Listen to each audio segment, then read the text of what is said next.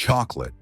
It's the treat we turn to when we're in love, heartbroken, celebrating, or just surviving Monday. It's wrapped in gold foil, marketed with smiles, and sold to us as pure happiness. But behind every shiny wrapper is a story that's anything but sweet. It all begins with the cacao bean, grown mostly in West Africa. Picture the lush fields of Côte d'Ivoire and Ghana. These countries produce nearly 60% of the world's cacao. But don't let the picturesque landscapes fool you. Life for the farmers here is far from idyllic. Imagine working all day under the relentless sun, only to earn less than $1 by the time the sun sets. That's the reality for millions of farmers.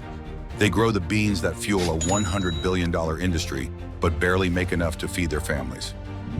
And then there are the children, over 1.5 million of them. They're not in classrooms or playgrounds. They're in the fields. They carry heavy sacks of cacao pods, wield machetes almost as big as they are, and work in conditions that no child should ever endure. Their laughter and childhoods traded away for a product we eat without a second thought. In 2013, the world got a rare glimpse of the human cost of chocolate.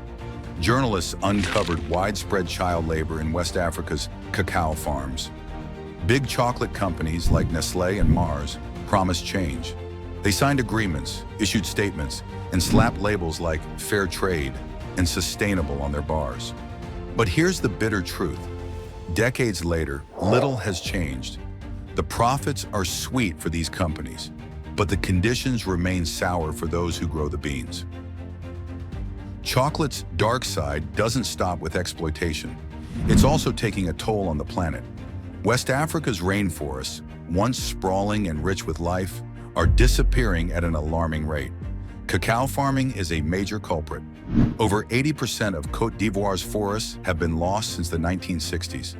Entire ecosystems destroyed to meet the endless demand for chocolate.